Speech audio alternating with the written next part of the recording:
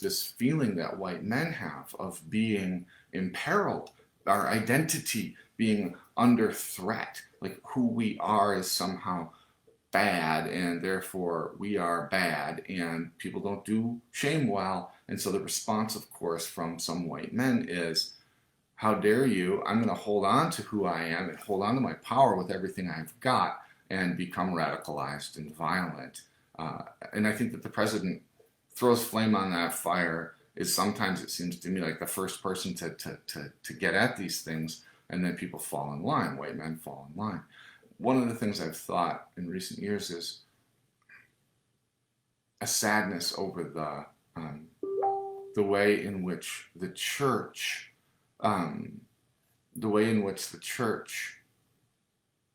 has declined in the lives of white Americans, certainly white kind of like centrist and liberal Americans, has declined, has allowed us to lose track of the fact that we have an identity, all Christians do, that is more foundational than race or gender and much more important.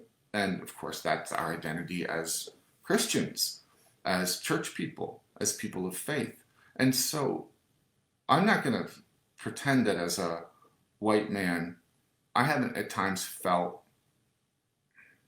a little defensive, knee-jerk, like, how dare you make me feel guilty about being a white person? I can't help it. It's how I was born, blah, blah, blah. I've had those feelings without a doubt. But I think that those feelings at their root are, again, about how dare one question who I am, right? And if who I am is white man, if you reduce it all down, that's who I am, well then,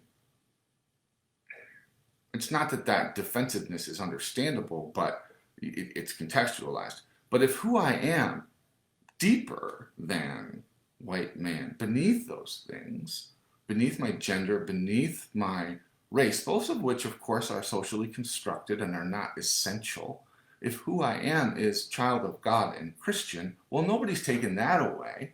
Nobody's asking for that to go away.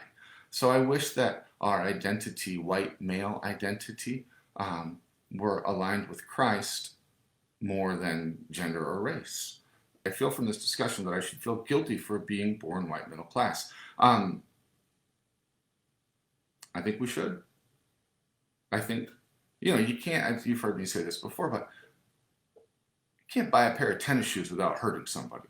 I mean, that's how deep the injustice and evil in our world run, right? Because of course we figured out how to make the way to make the tennis shoes the cheapest, and the way to do that is to have somebody in a factory halfway across the world working 90 hours a week. I'm not saying that this is every pair of tennis shoes. It's just a metaphor to some degree, although it's real.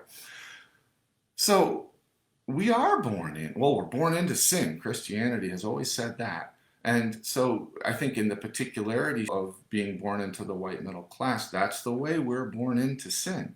And we have an identity that is, again, more constitutive and more beautiful than white or middle class. And so for us to have that white middle classness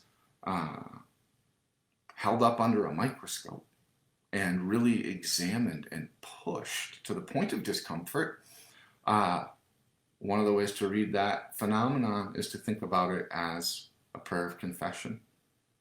That's my own sense on this.